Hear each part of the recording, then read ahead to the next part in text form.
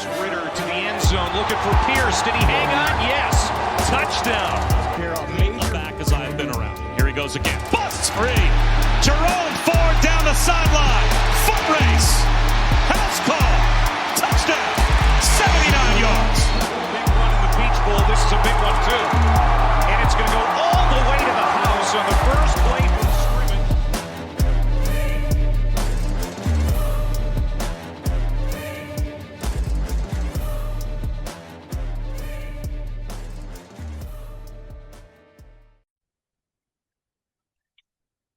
Bearcat Blitz, welcome into another game week for the Cincinnati Bearcats football team. I'm your host of Bearcat Blitz on the Believe Network, Russ Heltman, joined as always by my co-host Neil Meyer from the frontofficenews.com. You can catch my work at Cincinnati Bearcats on SI. Just look up si.com/Cincinnati, where the Bearcats are getting ready for their action against Kansas this week to kick off Big 12 play for Cincinnati. Should be a wonderful matchup, fun one to take in on Saturday at noon in Lawrence. And Cincinnati is an underdog once again, second time this season, and you can wager on Cincinnati at America's #1 sportsbook, our great presenting sponsor, FanDuel Sportsbook, where Cincinnati is currently -110 to cover a 5.5-point betting spread. They're +168 on the money line to get the road to upset on Saturday afternoon, with a point total sitting at 55.5 points. Right now, when you sign up for FanDuel Sportsbook and refer a friend, you get $50 in bonus bets to use on whatever wagers you would like to across the FanDuel Sportsbook offerings. FanDuel Sportsbook, America's #1 sportsbook. Let's take a quick break here, and then we'll bring Neil Meyer in. Got plenty of miscellaneous news and notes to touch on. We have a game time for next week's matchup against Iowa State. I want to highlight the offensive line for Cincinnati, which has been very strong so far. We'll discuss that betting line for Cincinnati this week against Kansas. And then we will take a break and break into some hoops talk. Evan Miyakawa's Bayesian performance ratings are live right now. Preseason version of those. Cincinnati is in his top 30. Once again, he likes the Bearcats just like he did last year. I think we all liked the Bearcats last year, and we were burned a little bit. And Evan, he acknowledged that in his write-up for the preseason rankings last week. All that coming up on this episode of Bearcat Blitz. Stick with us through these messages.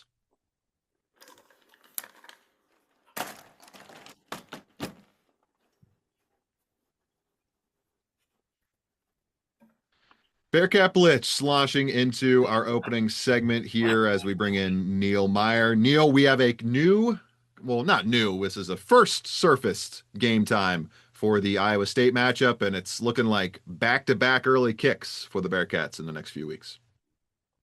Yeah, absolutely. Back-to-back noon kickoff times. I mean, that's kind of what you expected there. Obviously, the kickoff in Kansas will be at 11 a.m. roughly, since Kansas is an hour behind us, but 12 p.m. Eastern Standard Time here in Cincinnati on Saturday, 12 o'clock next week for Iowa State. Russ, I'm kind of happy that was a 12 p.m. kickoff time. I know a lot of people were probably anticipating maybe a nip at night for that game, depending how this outcome of the Kansas game goes, but instead they get a prime TV slot on ESPN2 at noon next week versus ranked Iowa State, and an Iowa State team that Russ, Cincinnati, if things all go well this weekend, could be arguably one of the games of the week next week within the Big 12 conference.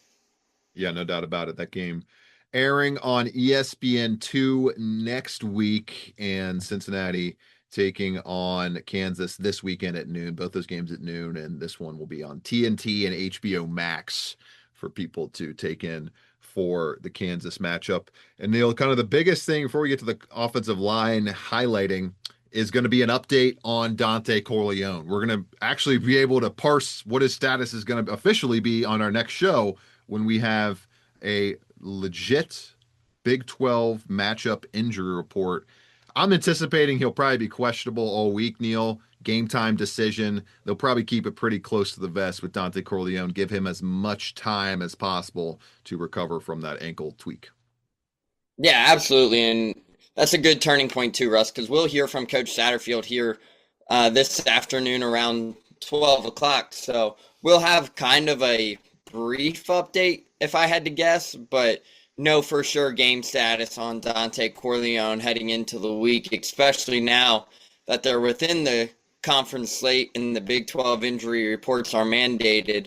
We're going to get that 3-day injury update, whether it starts on Wednesday, starts on Tuesday, and then we get the update Friday with his designation for Saturday's contest versus Kansas. I'm sure he's probably going to travel, but I'm fairly certain Scott Satterfield and this staff, like you mentioned, are going to keep this one as close to their hands as possible in terms of giving the status. We'll probably see him as questionable all week, but they'll probably keep this one close to their hands, knowing what's at stake with the Kansas team that likes to run the football. And speaking of running the football, Neil, you see been up and down in that sense so far this season, but you gotta tip your cap to this Cincinnati Bearcats football team, especially on offense. When you look at this offensive line, Neil, they have kept Brendan Sorsby about as clean as you can possibly be kept so far this season. He has, I think they're like one of 8 teams nationally that has not allowed a sack so far this season. They're pass blocking at one of the highest rates in the entire country, 29th nationally in overall pass blocking grade so far this season from that offensive line. And they have a 13th graded rushing attack so far this season. And that's highlighted in large part thanks to a 75.3 run blocking grade on PFF, which is also among the top teams nationally. That's top 30 as well, top 15 at that, number 14 nationally as we sit here today at a 75.3 overall.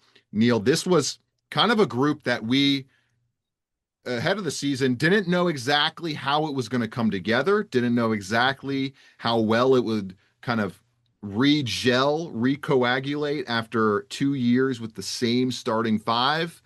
And so far, through 3 games with wildly different levels of competition at that, they've performed pretty well, and it seems like they could just keep building on this and maybe keep improving and get closer to a top 10 unit in the country as we move throughout the season. Yeah, absolutely. And that's a great turning point too, Russ, because when Cincinnati entered this season, arguably you and I sat here on every podcast throughout the summer and talked about how important this offensive line would be for Cincinnati this season.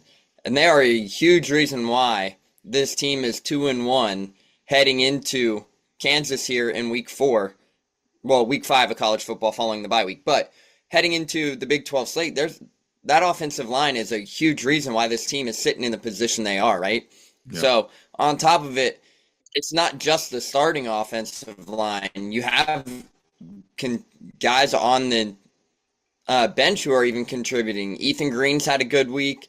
Evan Lozowiski has made his mark known. So there's 6 to 7 quality guys seeing significant snaps on the offensive line behind your 5 starters. So overall, that was a huge question mark coming into the season, and you got to be pretty happy with how they've played so far this season, right? Keeping Brendan Sorsby clean has been the biggest aspect. Now it's going to be interesting to see, can they do that on Saturday versus a Big 12 team in a Power 4 school like Kansas?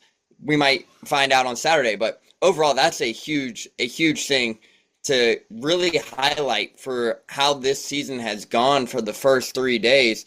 And Ross, it's also a position group where you and I have discussed that at the beginning of the season that there could be a position battle there. They listed DeAndre Buford as the starter earlier in the season, but Ethan Green gets to start versus Northwestern State. It's going to be interesting to see, does Ethan Green have that starting spot locked up heading into Kansas? Did he do enough versus Northwestern State, or over the last 2 weeks heading into this Kansas game to where he can secure that starting right tackle spot as well?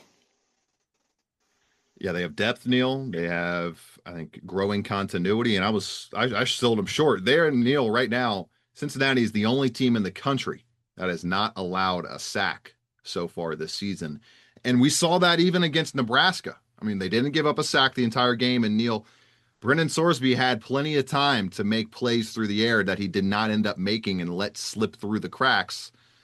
I wouldn't put really any part of that loss on the Cincinnati Bearcats offensive line in week 1, which is really the only true test they've had so far this season. The only real test I'm going to count, considering it's the only top 100 opponent they've played so far. And they're going to need it, Neil, going up against a very solid Kansas defense and an even better Kansas offense. This offensive line is going to have to keep pace and play really well to help the entire offense in general keep up with Jalen Daniels and what is considered a top 15 unit nationally on the offensive side of the ball. Let's take a quick break here. But first, Cincinnati, an underdog this week. Neil, we mentioned that 5.5 point underdog on the betting line. And this comes amidst a dominant showing by Kansas this past weekend. Jayhawks now 1-0 in the Big 12 after a 41-10 victory over West Virginia. Big injury to watch, though, for the Jayhawks is going to be Daniel Hishaw Jr., the running back, their leading running back, arguably their second best player on offense so far this season. He was averaging 5.1 yards per carry, 178 total rushing yards so far this season. He went down with an injury, Neil. So you got Dante Corleone, maybe Jack Dingle on the injury report this week, although Cincinnati Bearcats head coach Scott Satterfield said after the Northwestern State win that Dingle was just really a precautious holdout of him against a really bad opponent, and he fully expected Dingle to be ready to roll this week for the Kansas game. So Dante Corleone on one side, Neil, and then you have a guy that he's going to be trying to be stopping directly in a matchup on the other side of the ball in Daniel Hishaw. Two big injuries to watch on either side of the ball for these teams. And obviously, I don't think Hishaw's injury played a huge role in the 5.5 number, but it's an interesting line for this Bearcats Kansas game because it's a little bit of a no man's land zone in that sense from the bookmakers. When they don't necessarily know who to heavily favor or who to heavily give an edge to underdog wise, they throw it right in this 3 to 6 point range and say, let's let the market figure it out. And that's kind of where we're at right now between two teams who are firmly in the top 50 nationally in average analytic rankings entering this matchup. Yeah, most certainly, Russ. When you're talking about the betting lines, I feel like any game now where you see a betting line of -3 to -6, it's basically a pick-me, right? So overall, this is essentially a pick-me game for Cincinnati because pick-em game, you mean? Yeah, pick-em game. Yeah, Cincinnati. Pick-em, same thing. Cincinnati coming off the bye week, yeah, after playing a horrible team versus Northwestern State. Yeah, I can see why they might be underdogs in this aspect. But overall, Cincinnati could go out here and prove a lot of people wrong in terms of the betting market. Even if Dante Corleone isn't able to go, but they would be in a much better position for this matchup if Dante Corleone is able to go on Saturday versus Kansas. But overall, Russ, I think the betting line for this game is pretty fair, right? Because Kansas put up, 41 points versus West Virginia. They won the game in all three phases. They had a 97-yard kick return to start the second half. This is a dangerous Kansas squad, right? They have a dual-threat quarterback. They have a good running back. And they also have Devin Neal returning as well for his, fifth year of college football behind Hillishaw. So overall, this is a high-powered Jayhawks offense. And Cincinnati's defense is going to have their hands full, but it's going to be interesting to see what kind of product gets put on the field for Cincinnati in essentially their first road matchup in over a month. So it's going to be interesting to see how do they handle that. But, Russ, I hate to say it, I don't think the Bearcats are going to see the kind of environment they saw in Kansas City on Saturday versus the Jayhawks. I just don't think they will. I was talking to a couple people within the program. They said that environment for the Cincinnati-Nebraska game was top 2 all time from their coaching career. So overall, I don't think you're going to see 75,000 fans on Saturday versus Kansas, but this is going to be a matchup where I truly believe points are going to be scored in this matchup.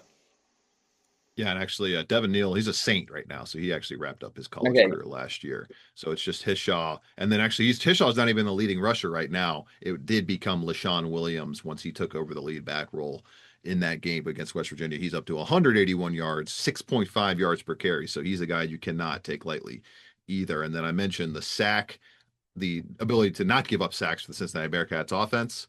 Well, the Kansas Jayhawks have 12 so far this season. That's one of the best numbers in the entire country. That ranks 11th nationally. 13, I sold them short a little bit. 13 so far this season, tied for 11th nationally. A little something's got to give matchup between that defensive front of the Jayhawks and the offensive line of the Cincinnati Bearcats. Let's take a quick break and then touch on hoops to close out this week's early portion of the week show right here on Bearcat Blitz, presented by FanDuel Sportsbook, where you can bet on the Bearcats to make it to the college football playoff.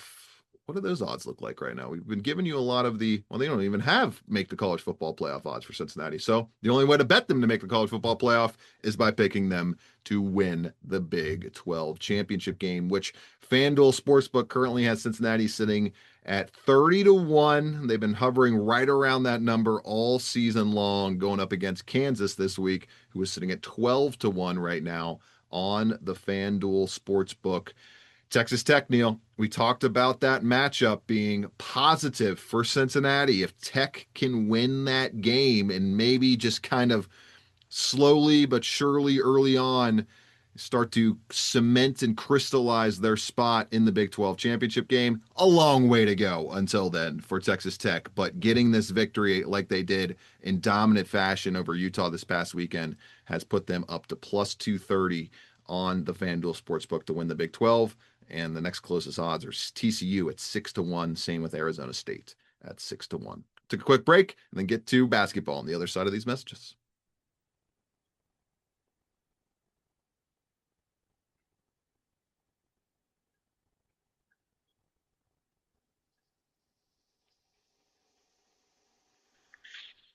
Neil, basketball approaching quickly. We have about almost basically 45 days essentially until the season kicks off in Fifth Third Arena, and we have some early college basketball analytics starting to surface, namely Evan Miyakawa's Bayesian performance ratings in Cincinnati, checking in as a top 30 school in that sense.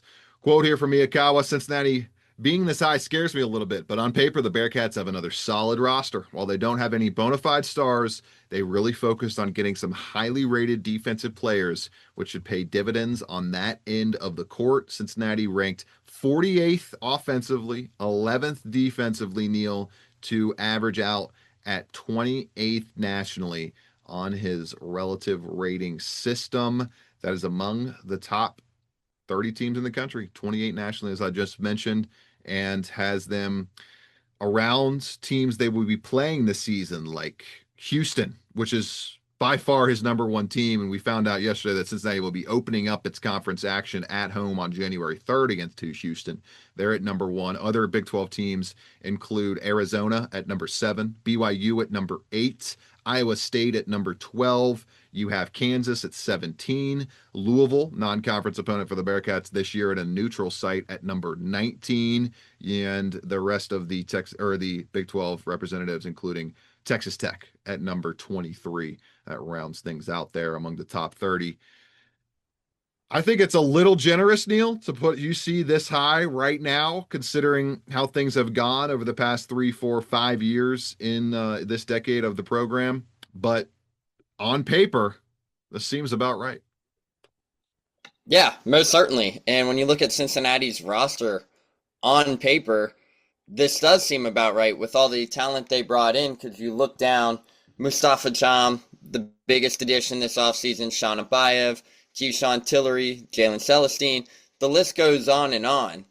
But for Cincinnati, the key is, what is this team going to look like in terms of on-court performance here in the next 45 days or so before the season kicks off. Now, practice started officially yesterday for Wes Miller and the Bearcats, so still going to be interesting to see what that lineup might look like, because, Russ, right now it looks like there's probably only 2 spots that are for sure locked up within the starting lineup, and that's Day Thomas and Mustafa Cham. So overall, it's going to be interesting to see what Cincinnati's lineup might look like come that first game. So long way to go for Cincinnati, but when you look on paper, like Evan Miyakawa said, this is about right for Cincinnati. Despite being ranked within the top 30, they still have a lot to prove heading into their season opener in November. And I think ideally, for the trajectory of this season, your starting five coming out the gates, Neil, is like you mentioned, Dede Thomas, Mustafa Cham. I'm wholeheartedly with you there. I'd be shocked if those guys aren't starting out the gates.